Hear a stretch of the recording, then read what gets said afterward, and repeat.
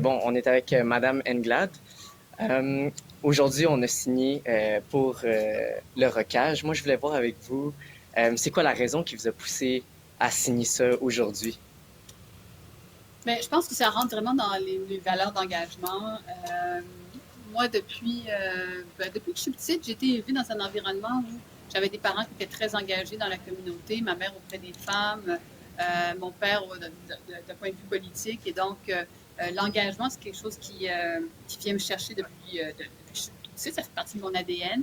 Puis je dirais que dans la manière dont c'est formulé, euh, c'est de permettre à chacun d'atteindre son plein potentiel. Mais la raison pour laquelle je fais de la politique, c'est pour faire en sorte de proposer des projets ou des initiatives ou des politiques publiques qui fassent en sorte que chaque personne puisse atteindre son plein potentiel. Donc, ça vient directement me rejoindre dans mes valeurs fondamentales. OK. Puis comment justement vous en avez entendu parler?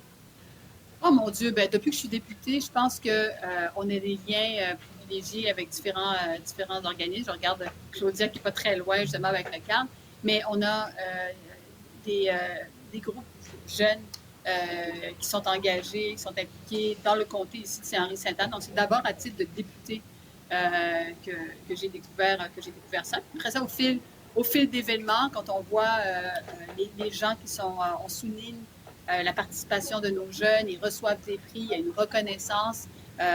Donc, je pense que depuis que je suis députée, ça va faire 5 ans cette année, donc dans ce cadre-là. OK. Puis maintenant que la signature est faite, on aimerait savoir, par rapport aux gestes, qu'est-ce que vous pensez faire de l'avant pour pouvoir promouvoir le rocage puis l'engagement? Ben, en fait, moi, je suis très ouverte à voir de quelle manière on peut le faire. Il y a du court terme et il y a du long terme. Le court terme, c'est il va y avoir cet événement-là le 12 août. Ça va être une date importante. Comment nous, est-ce qu'on peut y contribuer? Dans ma formation politique, évidemment, on a la commission jeunesse qui, elle, prend des engagements aussi par rapport à la jeunesse. On est le parti politique qui offre le plus de place à des jeunes en termes d'impact politique, par exemple. Dans tous les votes que l'on a pour aller choisir un chef, les jeunes représentent 33 du vote. Et les jeunes, c'est des jeunes de 18 ans à 25 ans.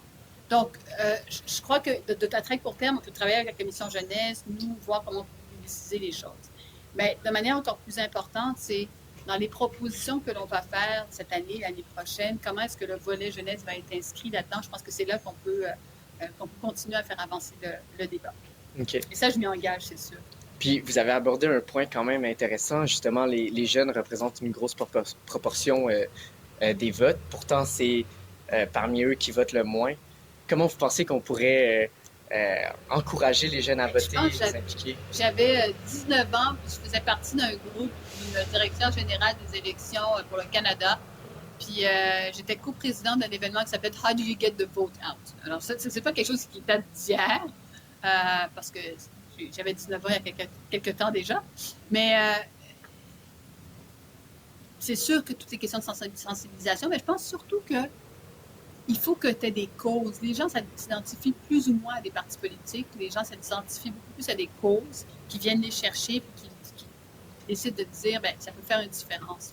Donc, je pense que nous, comme politiciens, on a deux rôles. Euh, Expliquer comment l'importance d'avoir un gouvernement peut avoir une incidence sur des politiques publiques. Puis deux, trouver la cause qui va interpeller les gens. Puis je pense que la grande cause qui nous interpelle tous à l'avenir, c'est toute la cause environnementale. Comment est-ce qu'on est en train de bâtir une société qui va faire en sorte qu'on la bâtit de manière durable. Puis ça, je pense que là, on est capable d'avoir des conversations, des projets communs. OK. Donc, miser sur l'environnement aussi pour L'environnement, allier. c'est pas quelque chose qui peut être considéré comme un élément à part. Quand on parle d'économie, il faut qu'on parle d'environnement. Au parti, on a quelqu'un qui est responsable, qui est porte-parole de l'économie des changements climatiques. Puis j'ai voulu qu'on combine les deux parce que les deux sont liés. Environnement et jeunesse, environnement et éducation, environnement et santé, tout touche à cette question-là. Et je pense que c'est une question qui doit être vraiment transversale. OK. Puis tout à l'heure, vous avez abordé le sujet aussi de votre implication au niveau de la famille. Ben, votre famille qui était très impliquée, donc vous avez appris ça. Puis aussi sur le plan des femmes. Vous, vous êtes la première femme chef du Parti libéral du Québec. Comment vous voyez ça? Euh, Bien, premièrement, je sens que ça vient aussi avec un degré de responsabilité. ou tu veux bien performer parce que quand même, tu sais que les gens vont te regarder en fonction de ça aussi. La place des femmes dans la société, elle est essentielle. On vient de passer à travers une crise qui n'est pas terminée, qui est celle de la COVID. Les gens qui ont été particulièrement touchés par ça, il y a deux catégories. Les jeunes, les femmes particulièrement ont été touchées par ça. Et notamment des femmes issues des communautés culturelles, etc. Donc, je pense que dans toute la question de la relance, ce qu'on voit pour le Québec de demain, il faut qu'on ait des préoccupations majeures pour que, lorsqu'on parle de reprise, qu'on parle qu'on se projette, qu'on se dise comment est-ce qu'on va impliquer l'ensemble de la société. Et donc, je pense que j'ai un rôle à jouer là-dedans.